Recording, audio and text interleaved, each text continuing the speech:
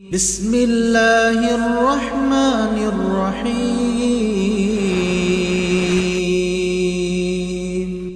بسم الله الرحمن الرحيم الحمد لله والصلاة والسلام على رسول الله وعلى آله وصحبه ومن تبعهم بإحسان إلى يوم الدين أما بعد فأعوذ بالله من الشيطان الرجيم فارتقب يوم تأتي السماء بدخان مبين يغشى الناس هذا عذاب أليم. عن حذيفة بن أسيد الغفاري رضي الله عنه قال اطلع علينا النبي صلى الله عليه وسلم ونحن نتذاكر فقال ما تذاكرون؟ قالوا نذكر الساعة. قال إنها لن تقوم حتى ترون قبلها 10 آيات فذكر الدخان والدجال والدابة وطلوع الشمس من مغربها ونزول عيسى ابن مريم ويأجوج ومأجوج وثلاثة خسوف خسف بالمشرق وقصف بالمغرب وقصف بجزيرة العرب وآخر ذلك نار تخرج من اليمن فتطرد الناس إلى محشرهم أخرجه مسلم. கணித்திற்குரிய நண்பர்களே, அல்லாஹ்வின் அடியார்களே, அல்லாஹ்வுடைய மாபெரும் கிருபையினால மறுமை நாள் அடையாளங்கள் என்ற தொடரிலே நாம் இதுவரையில் ஈசா அலைஹிஸ்ஸலாத்து வஸ்ஸலாம் அவருடைய வாழ்க்கை வரலாறு அறிந்து கொண்டோம், தஜ்ஜாலுடைய வருகை குறித்து அறிந்து கொண்டோம். அதற்கடுத்து இறுதியாக யாஜூஜ் மாஜூஜை குறித்தும் அவர்கள் எப்படிப்பட்ட குழப்பங்களை எல்லாம் இந்த உலகத்தில் ஏற்படுத்துவார்கள், இறுதியில் அவர்கள் எப்படி அழிக்கப்படுவார்கள் என்பதை குறித்து நாம் அறிந்து கொண்டோம். அதன் தொடர்ச்சியாக இன்றைய அமர்விலே புகைமூட்டம், சூரியன் மேற்கிலிருந்து உதிப்பது போன்ற எஞ்சி இருக்கக்கூடிய அடையாளங்கள் குறித்து இன்ஷா அல்லாஹ் நாம் அறிய இருக்கின்றோம். அதற்கு முன்னதாக ஒரு கேள்வி. பெரிய அடையாளங்களாக நபிகள் நாயகம் ஸல்லல்லாஹு அலைஹி வஸல்லம் எத்தனை விஷயங்களை குறிப்பிட்டாங்க? 10. பெரிய அடையாளங்கள் என்றால் என்ன? சிறிய அடையாளங்கள் என்று ரசூலுல்லாஹ் குறிப்பிட்டாங்க, பெரிய அடையாளங்கள் என்று குறிப்பிட்டாங்க. சரியா? பெரிய அடையாளங்கள் என்றால் என்ன, என்ன அர்த்தம்? மாஷா அல்லாஹ். அதாவது மறுமை நாள் நெருங்கிவிட்டது என்பதை உணர்த்துவது என்ன? ரசூலுல்லாஹி ஸல்லல்லாஹு அலைஹி வஸல்லம் குறிப்பிட்ட அந்த 10 அடையாளங்கள். அதிலே ஒன்று தென்பட்டு விட்டது என்றால் மறுமை நாள் ரொம்ப ரொம்ப நெருக்கமாக இருக்கின்றது, இறுதி கட்டத்தை அடைந்து விட்டது என்பதாக அர்த்தமாக ஆகும். சரி, அதில் நம்ம பார்க்கும் பொழுது ரசூலுல்லாஹி ஸல்லல்லாஹு அலைஹி வஸல்லம் ஒரு முறை என்ன நடக்குதுன்னா, சஹாபாக்கள் பேசிக்கிறாங்க. சஹாபாக்கள் என்ன செஞ்சுக்கிறாங்க? தங்களுக்கு மத்தியிலே பேசிக்கொள்கிறார்கள். ரசூலுல்லாஹ் கேட்குறாங்க, எதை பற்றி நீங்கள் பேசிக்கொண்டிருக்கிறீர்கள் என்று கேட்க சஹாபாக்கள் சொன்னாங்க, மறுமை நாளை பற்றி நாங்கள் பேசிக்கொண்டிருக்கிறோம். சுப்ஹானல்லாஹ், இப்படிப்பட்ட நல்ல சஹாபாக்கள், நல்ல மக்கள். சுப்ஹானல்லாஹ், இன்னைக்கு கூட ஜும்மாவுடைய உரை சஹாபாக்களுடைய அந்த சிறப்பை பற்றி தான் அந்த ரையான் பள்ளியிலே ஜும்மா உரை நிகழ்த்தப்பட்டது. ஆக அப்படிப்பட்ட சஹாபாக்கள் என்ன சொல்றாங்க? நாங்க மறுமை நாளை பற்றி ஒருவருக்கு ஒருவர் பேசிக்கொண்டிருக்கிறோம் அப்படின்னு சொல்லும் பொழுது ரசூலுல்லாஹ் என்ன சொன்னாங்க? இன்னஹா லன் தகூம, மறுமை நாள் என்பது 10 அத்தாட்சிகள், அடையாளங்கள் வெளிப்படாதவரை ஏற்படாது என்று சொல்லிவிட்டு ரசூலுல்லாஹ் 10 விஷயங்களை குறிப்பிட்டாங்க. சரியா? முதலாவது ரசூலுல்லாஹ் குறிப்பிட்ட விஷயம் என்ன? புகைமூட்டம், அத்துகான். இரண்டாவது தஜ்ஜாலுடைய வருகை, அதிசய பிராணி, சூரியன் மேற்கிலிருந்து உதிப்பது, ஈசா அலைஹிஸ்ஸலாத்து வஸ்ஸலாம் அவருடைய வருகை, யாஜூஜ் மாஜூஜின் வருகை, 3 பூகம்பங்கள். சரியா? கிழக்கே 1, மேற்கே 1, அரபிய தீபகற்பத்தில் 1, 3 பூகம்பங்கள், 9 அடையாளங்கள். கடைசியாக யமனில் இருந்து நெருப்பு கிளம்பும், மக்களை ஒரு இடத்தில் கொண்டு போய் சேர்த்து விடும், மஹ்ஷருடைய அந்த இடத்தில் கொண்டு போய் மக்களை அது சேர்த்து விடும் என்பதாக நபிகள் நாயகம் ஸல்லல்லாஹு அலைஹி வஸல்லம் சொன்ன இந்த ஹதீஸ் சஹீஹ் முஸ்லிம்ல பதிவு செய்யப்பட்டிருக்கு. நம்ம அல்லாஹ்வுடைய மாபெரும் கிருபையினால நம்ம முடிந்த வரைக்கும் நமக்கு இருக்கக்கூடிய நேரத்தில் நம்ம 3 விஷயங்களை நம்ம தெரிஞ்சுக்கிட்டோம், அல்ஹம்துலில்லாஹ். அதற்கு அடுத்ததாக நம்ம பார்க்கும் பொழுது துகான், புகைமூட்டம். புகைமூட்டம் என்றால் என்ன? அல்லாஹ் ரப்பல் ஆலமீன் சொல்கின்றான், ஃபர்தகிப், நபியே அந்த மக்களை பார்த்து சொல்லுங்கள், நீங்கள் காத்து கொண்டிருங்கள். யௌம தஅதி ஸமாஉ பிதுகானின் முபீன், அதாவது வானத்திலே தெளிவான புகைமூட்டம் ஏற்படுவதை நீங்கள் அந்த நேரத்திற்காக காத்து கொண்டிருங்கள். யக்ஷன் நாஸ, அந்த புகை எப்படிப்பட்டது என்றால் எல்லா மக்களையும் அது சூழ்ந்து கொள்ளும். எல்லா மக்களையும் அந்த புகை என்பது, அந்த புகை மூட்டம் என்பது அது சூழ்ந்து கொள்ளும். ஹாதா அதாபுன் அலீம், மக்கள் எல்லாம் சொல்லிப்பாங்க இது நோவினை தரக்கூடிய வேதனையாக இருக்கின்றது என்று மக்கள் சொல்லிக் கொள்வார்கள் என்று அல்லாஹ் ரப்பல் ஆலமீன் அந்த புகையை பற்றி, மறுமை நாளுக்கு முன்னதாக ஏற்படக்கூடிய அந்த புகை மூட்டத்தை பற்றி அல்லாஹ் ரப்பல் ஆலமீன் இந்த வசனத்தில் குறிப்பிட்டு இருக்கான். சரியா?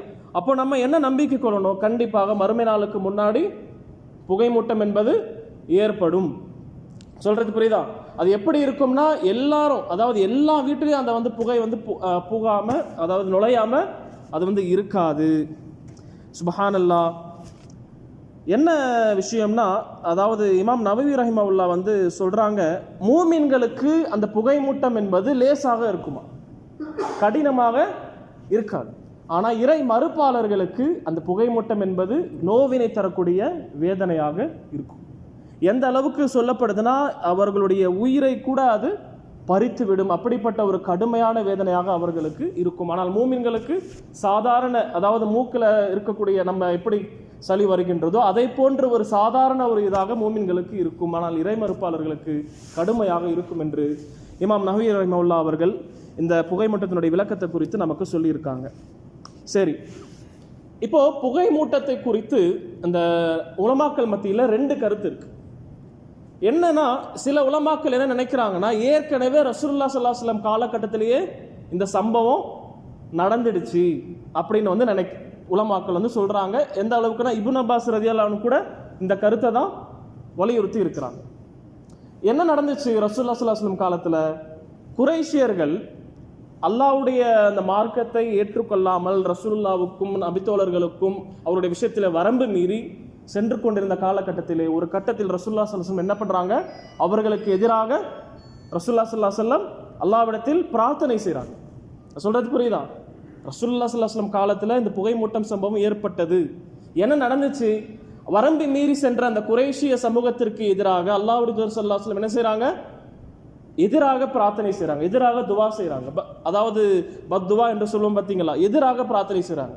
அல்லாஹ்வுடைய தூதர் ஸல்லல்லாஹு அலைஹி வஸல்லம் அதாவது ரொம்ப சீக்கிரம் என்ன செய்ய மாட்டாங்கன்னா, ரசூலுல்லாஹ் ஸல்லல்லாஹு அலைஹி வஸல்லம் கோபப்பட மாட்டாங்க, யாரையும் என்ன செய்ய மாட்டாங்க, ரசூலுல்லாஹ் பழிக்க மாட்டாங்க.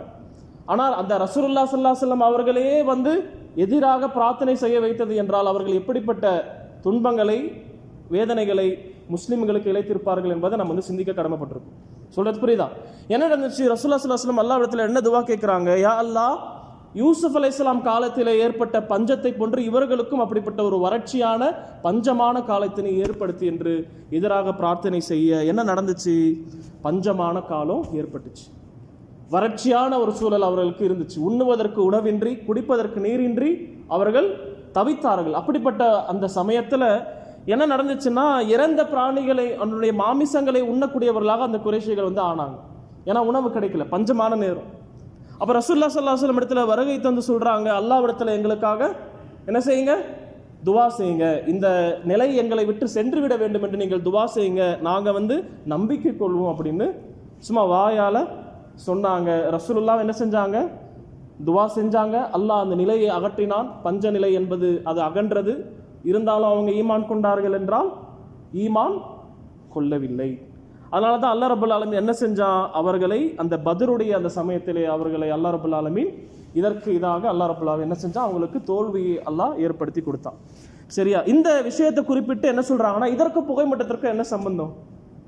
நான் இதை எதற்காக குறிப்பிட்டேன்? சில உலமாக்கள் என்ன நினைக்கிறாங்க, புகை மூட்டம் என்ற அந்த சம்பவம் என்பது ரசூலுல்லாஹ்வுடைய காலத்திலேயே நடந்துடுச்சு. அதற்கு என்ன, எந்த சம்பவத்தை குறிப்பிடுறாங்க? பஞ்ச நிலை ஏற்பட்டுச்சு. என்ன அர்த்தம்னா, என்ன கனெக்ஷன்னா, அதாவது பசியின் காரணமாக ஒருவர் வானத்தை பார்க்கும் பொழுது அவருக்கு அது புகை மூட்டமாக அது தெரிந்தது. ரொம்ப பசி எடுத்துச்சுன்னு வைங்களேன், அந்த நிலை ஏற்படும். அப்படிப்பட்ட நிலைக்கு அவங்க போயிட்டாங்க. அதாவது ஓமையாக அல்லாஹ் இந்த இடத்துல குறிப்பிட்டு இருக்கான் என்பதாக சில உலமாக்கள் நினைக்கிறாங்க. ஆனா சிறந்த கருத்து என்னவென்றால், பெரும்பான்மை உலமாக்களுடைய கருத்து தான் அந்த சம்பவம் என்பது நடந்தது. ஆனால் அது துகான் என்று சொல்லக்கூடிய மறுமை நாளுக்கு முன்னாடி நடக்கக்கூடிய பெரிய அடையாளங்களில் ஒரு அடையாளம் என்பது அது கிடையாது. அது நடக்கும். எப்ப நடக்கும்? கடைசியாக நடக்கும். அந்த பெரிய 10 அடையாளங்களை ரசூலுல்லாஹ் ஸல்லல்லாஹு அலைஹி வஸல்லம் குறிப்பிட்டாங்க. பாத்தீங்களா? ஒன்று நடந்துச்சுன்னா மற்ற விஷயங்கள் எல்லாம் ஒன்றன் பின் ஒன்றாக என்ன நடக்கும்? தொடர்ந்து நடக்கும். அப்போ அந்த விஷயத்தை தான் பெரும்பான்மையான உலமாக்கள் என்ன சொல்றாங்க. அப்போ நம்மளுடைய பார்வையில் சிறந்த கருத்து என்னவென்றால், கணித்திற்குரியவர்களே, அது அந்த சம்பவம் நடந்துடுச்சு. குர்ஆன்ல குறிப்பிடப்பட்ட சம்பவம் என்பது கண்டிப்பாக நடக்கும் இன்ஷா அல்லாஹ். சரி, அல்லாஹ் ரப்பல் ஆலமீன் இப்படிப்பட்ட அத்தாட்சிகளை அனுப்புவதன் காரணம் என்னவென்றால், நாம் மறுமை நாள் நெருங்கிவிட்டது என்பதை உணர்ந்து அதற்காக நம்மை நாம் தயார்படுத்த வேண்டும். இதுதான் நோக்கம். இப்படிப்பட்ட அத்தாட்சிகள் எல்லாம் வருதுன்னா என்ன காரணம்? நாம் தவறான பாதையில் சென்று கொண்டிருப்போமே என்றால், அல்லாஹ்வுக்கு மாறு செய்யக்கூடிய வகையில் இருப்போமே என்றால், நமக்கு முன்னால் அத்தாட்சி வெளிப்பட்டு இருக்கின்றது. இன்னும் இந்த அத்தாட்சி எப்படிப்பட்டது என்றால், சூரியன் மேற்கிலிருந்து உதித்து விடுமே என்றால் நாம் செய்யக்கூடிய தவறுகளுக்கான பாவ மன்னிப்பு ஏற்றுக்கொள்ளப்படாது. அப்போ அப்படி இந்த அத்தாட்சிகள் வரும் பொழுது அதற்கு முன்னாடி நம்ம என்ன செஞ்சுக்கணும்? நம்மை நாமே சீர்திருத்தி கொண்டு மறுமை நாளுக்காக தயார்படுத்திட வேண்டும். இதுதான் பிரதான நோக்கமாக இருக்கின்றது என்பதை நம்ம உணரணும். அப்போ இந்த விஷயத்தை நம்ம நம்பிக்கை கொள்ளணும். துகான் என்று சொல்லக்கூடிய இந்த புகைமூட்டம் என்பது இன்ஷா அல்லாஹ் மறுமை நாளுக்கு முன்னால் ஏற்படும் நடந்த சம்பவம் அல்ல, இனிமேல் நடக்க இருக்கக்கூடிய சம்பவம் என்பதாக நம்ம நம்பிக்கை கொள்ளணும் இன்ஷா அல்லாஹ். அடுத்ததாக பார்த்தீங்கன்னா 3 பூகம்பங்கள் என்று நபிகள் நாயகம் சொல்றாங்க. பூகம்பங்கள் என்று சொல்வதை விட ஹுசூஃப் என்ற வார்த்தை அரபி மொழியில் வந்திருக்கு. ஹுசூஃப், கஸ்ஃப்னா எதற்கு சொல்லுவாங்கன்னா, பூமி கீழே புதைந்து விடுவதற்கு, அதாவது பூமியினுடைய மேல்பரப்பு அது அப்படி கீழே சென்று மேல்பரப்பு கீழ்ப்பகுதியாக மாறிவிடுவதற்கு, புரட்டி போடுவதற்கு ஹுசூஃப் என்று அரபி மொழியில் சொல்லுவாங்க. சொல்றது புரியுதா? அதாவது நில அதிர்வு, நிலநடுக்கம் எல்லாமே சேர்ந்தது தான் அந்த ஹஸ்ஃப் என்று சொல்லக்கூடிய வார்த்தை. பூமியினுடைய மேற்பகுதி கீழ்ப்பகுதிக்கு சென்றுடும், உள்ள போய் புதஞ்சு விடும். இதற்கு தான் அரபி மொழியில் ஹஸ்ஃப் என்று சொல்லுவாங்க. அப்போ என்ன அர்த்தம்னா, இதுவரை இந்த மாதிரி நடந்திருக்கான்னு கேட்டால் நடக்கலை. இதுவரை வரலாறு பார்த்திராத மிகப்பெரிய ஒரு சம்பவமாக அது இருக்கும். இதுவரை நம்ம பார்த்திராத, கேள்விப்பட்டிராத ஒரு பெரிய ஒரு விஷயமாக அந்த ஹுசூஃப் என்று சொல்லக்கூடிய அந்த நில அதிர்வு, நில நடுக்கங்கள் என்பது இருக்கும் என்பதை நம்ம அறியணும். நபிகள் நாயகம் ஸல்லல்லாஹு அலைஹி வஸல்லம் சொல்றாங்க, லா தகூமு ஸாஆ, மறுமை நாள் என்பது 3 பூகம்பங்கள் நடக்கின்ற வரை, அந்த ஹஸ்ஃப் நடக்கின்ற வரை அது ஏற்படாது என்று சொல்லி, கிழக்கே 1, மேற்கே 1, அரபிய தீபகற்பத்தில் 1. அதாவது இமாம் மாலிக் ரஹிமஹுல்லாஹ் இதற்கு விளக்கத்தை சொல்லும் பொழுது, மக்கா, மதீனா, யமன், யமாமா போன்ற இடங்கள்ல மிகப்பெரிய அளவில் என்ன நடக்குமா? இந்த நில அதிர்வு, பூகம்பம், இந்த ஹஸ்ஃப் என்று சொல்லக்கூடிய அந்த நிகழ்வு என்பது நடக்கும் என்பதாக சொல்லி இருக்கிறாங்க. ஆக அல்லாஹ் ஏன் இந்த மாதிரியான, நான் ஏற்கனவே சொன்ன மாதிரி தான், நிலநடுக்கம் பொதுவாக ஜென்ரலாக நிலநடுக்கம் ஏற்படுதுன்னா ஏன் ஏற்படுது? சயின்ஸ், நிறைய பேர் சயின்டிஃபிக் ரீதியாக பல காரணங்களும் சொல்லலாம். ஆனால் இஸ்லாமிய அணுகுமுறையில் நம்ம என்ன நம்பிக்கை கொள்ளணும்? அல்லாஹ் பயம் படுத்துவதற்காக, நம்மளை எச்சரிப்பதற்காக அல்லாஹ் ரப்பல் ஆலமீன் என்ன செய்கிறான்? நிலநடுக்கங்களை அனுப்புகின்றான்.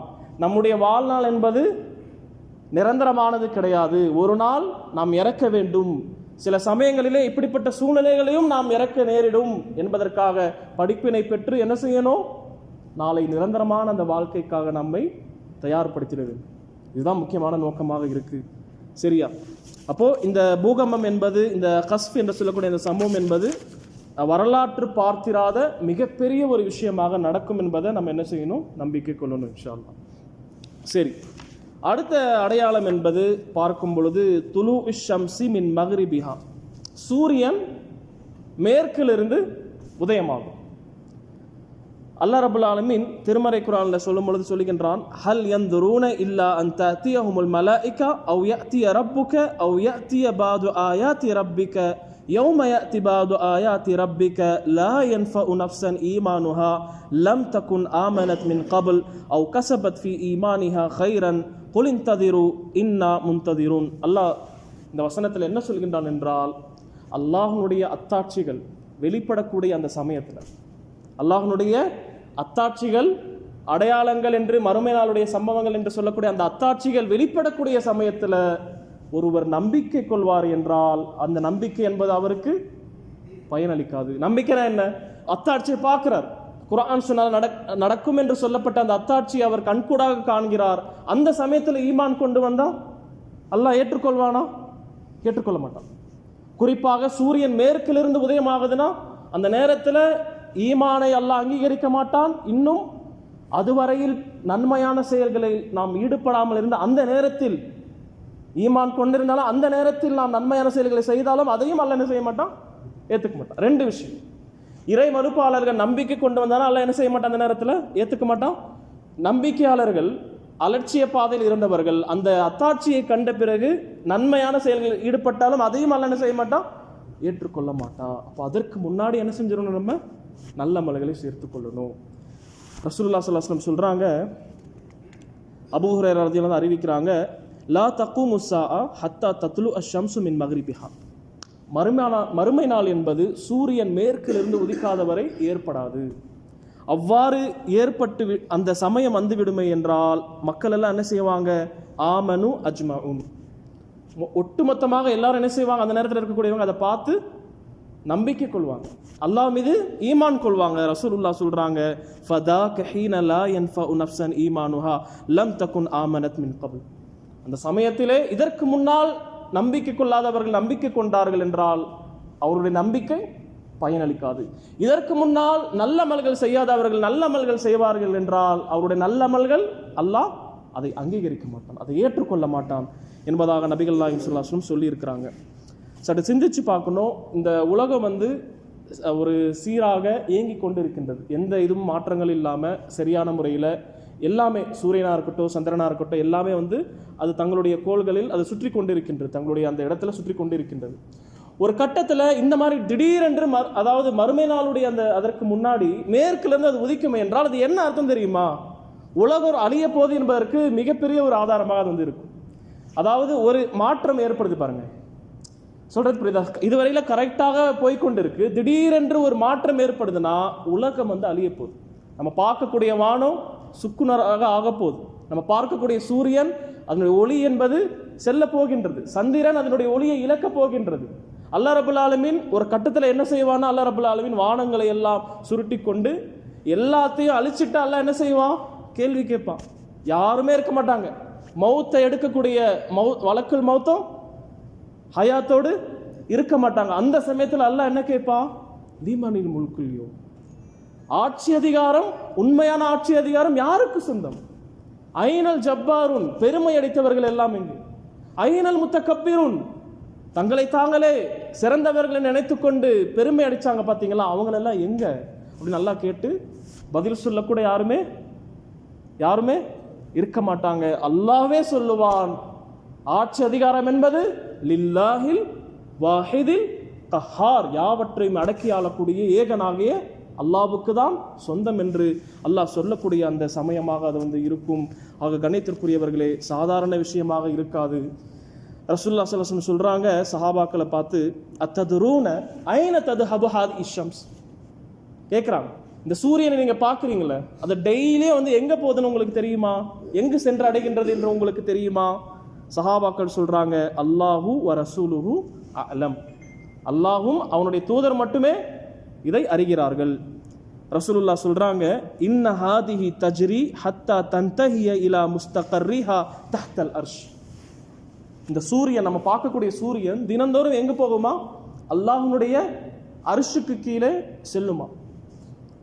இது சரியான ஹதீஸ் நண்பர்களே, புகாரி முஸ்லீம்ல பதிவு செய்யப்பட்ட ஆதாரபூர்வமான ஹதீஸ்.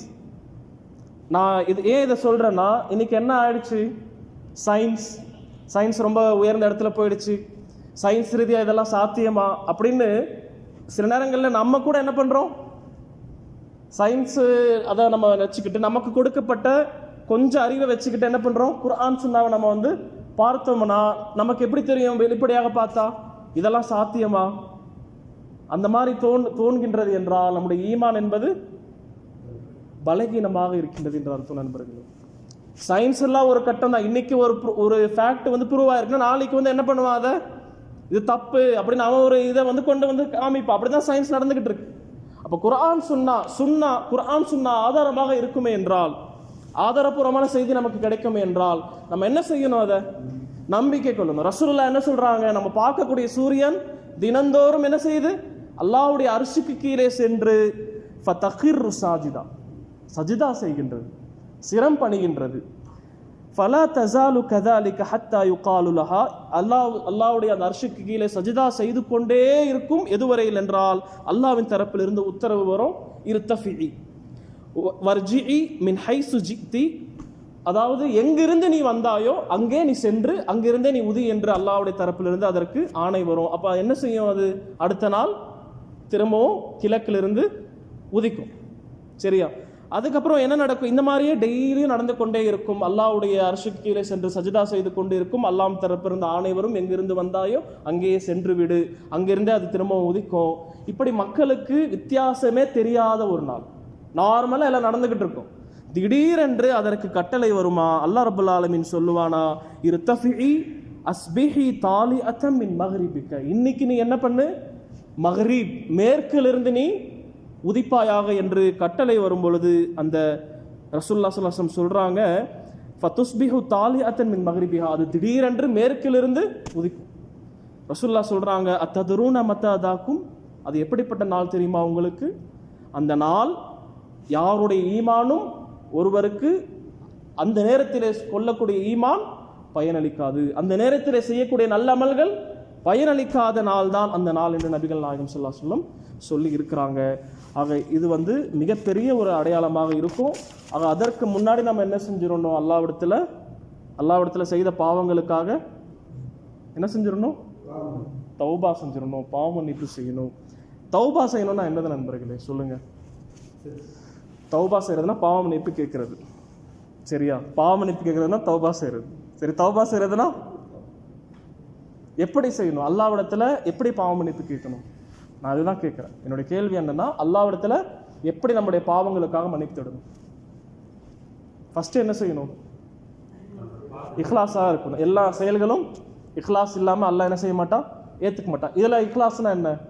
நான் துவா செய்கிறேன்னா, அல்லாஹ்விடத்தில் தௌபா கேட்குறேன்னா, பாவ மன்னிப்பு கேட்குறேன்னா, நான் அழுவும் பொழுது என்னை பார்த்து அவங்க நல்ல அடியார் அப்படின்னு நினைக்கணும். என்ன செஞ்சுட்டேன்னா இஹ்லாஸ் போயிடுச்சு. அப்போ அல்லாஹ்வுக்காக செய்யணும். அதுக்காக என்ன பண்ணணும்? நமக்கு இந்த மாதிரி ரியா முகஸ்துதி நம்ம பயப்படுறோம்னா தனிமையில் என்ன செஞ்சுக்கணும்? தனிமையில் சிறந்தது. நம்ம நிலைமை நமக்கு தெரியும். ரெண்டாவது என்ன? செய்த பாவங்களுக்காக வருந்தணும். செய்த பாவங்களை அது பாவங்கள் என்று கருதி வருந்தணும். நான் யாருக்கு எதிராக இந்த தப்பு பண்ணிட்டேன்? நான் பண்ணது சின்னதாக இருந்தாலும் அது யாருக்கு பண்ணியிருக்கேன்? அல்லாஹ் அக்பர் என்று சொன்ன அந்த எல்லாத்தையும் விட பெரிய அந்த ரப்புல் ஆலமீனுக்கு நான் தவறு செஞ்சுட்டேன் என்று நான் வருந்தணும். அதுக்கப்புறம் என்ன நினைக்கணும்? அதிலிருந்து முற்றிலுமாக விலகி இருக்கணும். அல் இக்லா என்று சொல்லுவாங்க. அந்த தவறிலிருந்து முற்றிலுமாக விலகி விட்டு அல்லாஹ்விடத்தில் என்ன கேட்கணும்? பாவ மன்னிப்பு கேட்கணும். சரியா? முற்றிலுமாக விலகுவதுனா என்னது? நான் ஜக்காத்து கொடுக்கலனா, ஜக்காத்தை கொடுத்துட்டு யா அல்லாஹ் இதுவரையில கொடுக்காம வந்துட்டு என்ன மன்னிச்சிரு யா அல்லாஹ், நான் ஒருத்தருடைய பொருளை தெரியாம அபகரிச்சுக்கிட்டேன் அல்லது எடுத்துக்கிட்டேன்னா அவங்க கிட்ட போய் அதை கொடுத்துட்டு யா அல்லாஹ் நான் ஏதோ ஒரு இதில் நான் பண்ணிட்டேன், என்னை மன்னிச்சிரு இறைவா என்று கேட்கும். அதாவது முற்றிலும் அந்த தவறிலிருந்து விலகி வரும். அடுத்த நிபந்தனை என்னன்னா, மறுபடியும் செய்ய மாட்டேன் என்று அந்த நேரத்தில் நினைச்சு அல்லாஹ்விடத்தில் கேட்கணும், தௌபா கேட்கணும். அதாவது எனக்கு சந்தர்ப்பம் கிடைச்சிச்சு நான் செஞ்சுப்பேன் நான் மனசு நினைச்சேன்னா அந்த தௌபா என்பது அது விளையாட்டு. சொல்றது புரியுதா? அதாவது மக்கள் எல்லாருமே வறுமையில் இருக்கிறாங்க. ஒருத்தர் நினைக்கிறார், ஒரு திருட நினைக்கிறான், என்ன நினைக்கிறான்னா, யார்கிட்டையும் காசு இல்லை, இப்போ திருடி என்ன பிரயோஜனம், அல்லாஹ் கிட்ட துவா கேட்டுக்கலாம், தௌபா கேட்கலான்னு கேட்குறான். ஆனால் அந்த சமயம் வரும்போது நம்ம இது பண்ணிக்கலாம், திரும்ப நம்மளுடைய பழைய வேலைக்கு நம்ம திரும்பிக்கலாம் அப்படின்னு நினச்சா அது அல்லாஹ்வோடு விளையாடுவதற்கு சமம். அப்போது இக்லாஸாக கேட்கணும், வருந்தி கேட்கணும், முற்றிலுமாக விலகி இருக்கணும், மறுபடியும் செய்ய மாட்டேன் என்ற எண்ணத்தில் அல்லாஹ்விடத்தில் துவா கேட்டோம்னா அல்லாஹ் ரப்புல் ஆலமீன் அது இணை வைப்பாக இருந்தாலும் என்ன செஞ்சிருவான்? அல்லாஹ் மன்னிச்சிருவான். நல்லா புரிஞ்சுக்கணும். இணை வைப்பு ஆக இருந்தாலும் ஹயாத்தோடு இருக்கும்போது கேட்டோம்னா அல்லாஹ் மன்னிச்சிருவான்.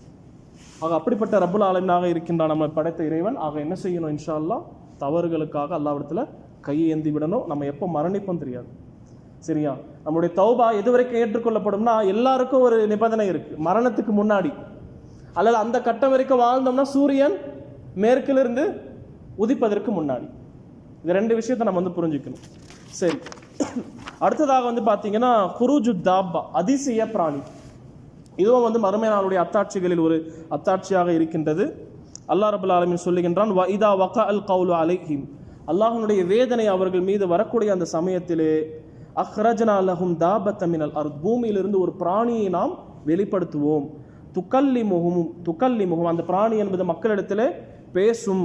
அன்னன்னாஸ கானு பி ஆயாத்தினா லா யூகினூன், மக்கள் அல்லாஹ்வுடைய வசனங்களின் மீது அல்லாஹ்வுடைய அத்தாட்சிகளின் மீது நம்பிக்கை கொள்ளக்கூடியவர்களாக இருக்கவில்லை என்று அந்த பிராணி வந்து அந்த மிருகம் வந்து மக்களிடத்துல பேசும் என்று அல்லாஹ் ரபுல் ஆலமீன் இந்த வசனத்துல சொல்லியிருக்கான். அப்போ அதிசய பிராணி என்பது மறுமை நாள் நெருக்கத்தில் அல்லாஹ் ரபுல் ஆலமீன் என்ன செய்வான், பூமியிலிருந்து அல்லாஹ் வந்து வெளிப்படுத்துவான். சரி, அதிசய பிராணி என்று சொன்ன உடனே சில தவறான கருத்துகள் வந்து சமூகத்தில் நிலவி இருக்கு. அதை நம்ம வந்து புரிஞ்சுக்கணும். ஆதாரபூர்வமான விஷயம் என்னன்னா, அதிசய பிராணி மறுமை நாள் முன்னாடி வரும், அது எப்படி இருக்கும் என்ற விஷயங்கள் எல்லாம் நமக்கு தெரியாது. நமக்கு என்ன தெரியும்னா அது வந்து பேசும், மேலும் அது வந்து என்ன செய்யும், இறை மறுப்பாளர்களுடைய முகத்தில் அது அடையாளம் விடும் என்று ஆதாரபூர்வமான ஹதீஸ்ல வந்திருக்கு. ஆனா அதனுடைய அதிசய பிராணி என்றால் எதனால அதற்கு அதிசய பிராணி? பேசுறதுனால தான் அதுக்கு அதிசய பிராணி என்று பெயர். சரி, அதனுடைய முன் தோற்றமும் பின் தோற்றமும் ஒரே இடத்துல ஒரே டைரக்ஷன்ல இருக்கும் அப்படின்னு அந்த மாதிரியான எந்த செய்தியும் ஆதாரபூர்வமான செய்தி கிடையாது. நான் சொல்றது புரியுதா? அதனுடைய பின்னாடி பின்பக்கம் இல்லாம எல்லாமே ஒரே இடத்துல ஒரே டைரக்ஷன்ல இருக்கும் அப்படின்னு அந்த மாதிரி வந்திருக்கக்கூடிய செய்திகள் ஆதாரமற்ற செய்திகளாக இருக்கின்றது என்பதை அறிந்து கொள்ளணும். என்ன செய்யும் அந்த பிராணி? அது எந்த நேரத்தில் வெளிப்படுத்தப்படும்னா, மக்கள் எல்லாம் அழைப்பு பணியை எப்போ விட்டுருவாங்களோ, நன்மையை ஏவி தீமையை தடுக்கக்கூடிய அந்த பணியை எப்போ விட்டுருவாங்களோ, அதாவது மார்க்கத்தை மறந்து எல்லாருமே இஷ்டத்துக்கு நடக்கக்கூடிய முற்றிலுமாக மார்க்கத்தையே மாற்றி இருக்கக்கூடிய அந்த சமயத்தில் அல்லாஹ் ரப்பல் ஆலமீன் ஏற்படுத்துவான். இன்னைக்கு அப்படிப்பட்ட ஒரு காலத்துல தான் நாம் வந்து ரொம்ப ரொம்ப நெருக்கத்தில் நம்ம வாழ்ந்து கொண்டிருக்கோம் நண்பர்களே. மார்க்கத்தையே வந்து தவறான விஷயத்தை கூட மார்க்கமாக சொல்லக்கூடிய ஒரு விஷயமாக நம்ம பார்க்கிறோம். ரெண்டாவது, நம்ம வாழக்கூடிய சொசைட்டி ரொம்ப பெரிய தவறு. லூத் அலைஹிஸ்ஸலாம் சமூகம் செய்த அந்த தவறு, இன்னும் அதை விட நிறைய விஷயங்கள், விதவிதமான விஷயங்கள் நடக்கக்கூடிய ஒரு கேவலமான ஒரு சொசைட்டியில் என்ன செஞ்சுக்கிட்டு இருக்கோம், நம்ம இன்னைக்கு வாழ்ந்துகிட்டு இருக்கோம். அதை வந்து வெளிப்படையாக அவர்கள் நிறைவேற்றக்கூடிய அந்த நிகழ்வுகள் நடந்து கொண்டிருக்கு. நான் சொல்றது புரியுதா உங்களுக்கு? எதை பத்தி பேசுறேன்? LGBTQ என்று ஒரு விஷயம் இருக்கு, சரியா? ஆண்கள் ஆண்களோடு இருக்கலாம், பெண்கள் பெண்களோடு இருக்கலாம். இந்த மாதிரி இயற்கைக்கு மாற்றமான, அல்லாஹ்வுடைய வசனங்களுக்கு மாற்றமான எல்லாமே, அதாவது என்னன்னா அதை ஆதரித்து வெளிப்படையாக இன்னைக்கு வந்து என்ன நடக்குது, சில இந்த அவங்களுடைய அந்த அணிவகுப்பு இந்த மாதிரி நடக்குது. நம்ம சென்னையில் கூட தமிழ்நாட்டில் கூட நடக்குது. அல்லாஹ் பாதுகாக்கணும். இப்படிப்பட்ட ஒரு கேவலமான ஒரு சமயத்தில் நம்ம வாழ்ந்து கொண்டிருக்கோம். இப்படி முழுமையாக மார்க்கத்தையே மறந்து நன்மையை ஏவுவது தீமையை தடுக்கிறது, இப்படிப்பட்ட விஷயங்கள் வந்து குறைந்து விடக்கூடிய சமயத்தில் அல்லாஹ் என்ன பண்ணுவான், அந்த பிராணியை ஏற்படுத்துவோம். அது என்ன செய்யும்? ரசூலுல்லாஹி ஸல்லல்லாஹு அலைஹி வஸல்லம் சொல்றாங்க, தக்ருஜு தாபா ஃபத்தஸிமு நாஸ அலா ஹராதீமிஹிம். மக்களுடைய முகங்கள், மக்கள் என்றால் இங்கே யார் அர்த்தம்னா இறை மறுப்பாளர்கள் இருக்கிறாங்களா, அவங்களுடைய முகங்களில் அது அடையாளத்தை விடுமா. அது எப்படிப்பட்ட அடையாளமாக இருக்கும் என்றால், அந்த அடையாளத்தோடு அவர்கள் வாழ்வார்கள். ஒரு முறை அந்த அடையாளம் ஏற்படுத்தப்படும் என்றால் அந்த அடையாளத்தோட வாழ்வார்கள். எந்த அளவுக்குனா, அதுக்கப்புறம் சில பேர் வந்து சில பிராணிகளை வந்து வாங்குவாங்க, சில விலங்குகளை வாங்குவாங்களாம். யார் இடத்துல இருந்து நீங்க இதை வாங்கினீங்கன்னு கேட்கும் போது, யாருடைய மூக்கில் அடையாளம் இருந்துச்சோ அவர்கிட்ட இருந்து நான் வாங்கினேன் அப்படின்னு மக்கள் வந்து பேசிப்பாங்க. என்ன அர்த்தம்னா, அந்த அடையாளத்தோட அவர்கள் வாழ்வார்கள் என்று நம்ம வந்து புரிந்து கொள்ளலாம். இந்த ஹதீஸ் அஹ்மதுல பதிவு செய்யப்பட்ட ஹதீஸாக இருக்கு. சரி, அப்போ எந்த இடத்துல இந்த பிராணி வரும் நமக்கு தெரியாது. இந்த பிராணி எப்படி இருக்கும் நமக்கு தெரியாது. நமக்கு தெரிஞ்சதெல்லாம் என்ன, இந்த பிராணி மறுமை நாளுக்கு முன்னாடி வரும், அது என்ன செய்யும், பேசும். என்ன பேசும்? அல்லாஹ்வுடைய வசனத்தை மக்கள் ஏற்றுக்கொள்ளவில்லை என்று மக்களுக்கு முன்னாடி பேசும். இதை தான் நம்ம வந்து என்ன செய்யணும், நம்பிக்கை கொள்ளணும். கடைசியாக நண்பர்களே, யமனில் இருந்து ஒரு நெருப்பு வந்து கிளம்பும். சில குறிப்பாக காரதன் என்று சொல்லக்கூடிய இடத்திலிருந்து ஒரு நெருப்பு என்பது கிளம்பும். மக்களை என்ன செய்யும், அந்த காலத்தில் வாழக்கூடியவங்களை எல்லாம் ஒரு இடத்துல கொண்டு வந்து சேர்த்துடும். ரசூலுல்லாஹி ஸல்லல்லாஹு அலைஹி வஸல்லம் ஹதீஸ்ல சொல்றாங்க, யுஹ்ஷருன் நாசு அலா ஸலாசி தராயித். மக்கள் 3 கட்டங்களாக ஒன்று திரட்டப்படுவார். முதலாவது நிலையில் இருக்கக்கூடியவர்கள் அஞ்சிய நிலையிலும் ஆர்வ நிலையிலும் என்ன செய்வாங்க, ஒன்று திரட்டப்படுவாங்க. ரெண்டாவது வந்து வாகன பற்றாக்குறையின் காரணமாக ஒரு ஒட்டகத்தின் மீது 2 பேர் பயணிப்பாங்க. சில பேர் ஒரு ஒட்டகத்தின் மீது 3 பேர், ஒரு ஒட்டகத்தின் மீது 4 பேர், ஒரு ஒட்டகத்தின் மீது 10 பேர் பயணித்து செல்வாங்க. எங்க செல்வாங்க? ஷாம் தேசத்துக்கு செல்வாங்க. ஏன்னா ஷாம் தேசத்துல தான் எல்லாருமே ஒன்று திரட்டப்படுவாங்க கடைசி காலத்துல. கடைசி 3வது நிலையில் இருக்கக்கூடியவங்க எப்படின்னா, நெருப்பு வந்து அவங்கள துரத்திக்கிட்டு போகும். எல்லா இடத்துலையும் அந்த நெருப்பு, யமன்லேருந்து கிளம்பக்கூடிய நெருப்பு, உலகத்தில் இருக்கக்கூடிய எல்லா இடத்துக்கும் அந்த நெருப்பு போயிட்டு யாரெல்லாம் இருக்கிறாங்களோ எல்லாத்தையும் துரத்திக்கிட்டு மஹ்ஷர், அதாவது ஷாம் தேசத்திற்கு மக்களை கொண்டு போய் சேர்க்கும். அந்த இடத்துல தான் என்ன செய்யும், மறுமை நாள் என்பது ஏற்படும். சொல்றது புரியுதா? இங்க மஹ்ஷர் என்று சொல்லக்கூடிய வார்த்தை என்பது மறுமை நாளில் அல்லாஹ்வுக்கு முன்னாடி விசாரணைக்காக ஒன்று திரட்டப்படுவது அந்த விஷயம் கிடையாது. நல்லா புரிஞ்சுக்கணும். நம்ம பொதுவாக மஹ்ஷர் என்று கேள்விப்படுவோம் பார்த்தீங்களா, மஹ்ஷருடைய மைதானம். அது எப்போ உலகமெல்லாம் அழிந்த பிறகு சூர் ஊதப்பட்டு, உலகமெல்லாம் அழிந்த பிறகு திரும்பவும் 2வது சூர் ஊதப்பட்டு மக்கள் எல்லாம் எழுந்து விசாரணைக்காக வருவாங்களா, அந்த மஹ்ஷர் வேற. இந்த மஹ்ஷர் இருக்கு பார்த்தீங்களா, இது ஷாம் தேசத்துக்கு கொண்டு போய் எல்லாத்தையும் அந்த நெருப்பு என்பது ஒன்று சேர்த்துரும். அந்த இடத்துல தான் என்ன செய்யும், அந்த சமயத்தில் தான் உலகம் என்பது அழிந்து சூர் ஊதப்பட்டு உலகமெல்லாம் அழியும். அப்போ இதை நம்ம புரிஞ்சுக்கணும் இன்ஷா அல்லாஹ். ஆக இத்தோடு என்ன செய்கிறேன், இன்ஷா அல்லாஹ் இன்றைய உரையை நான் நிறைவு செய்கின்றேன். அல்லாஹ் ரப்பல் ஆலமீன்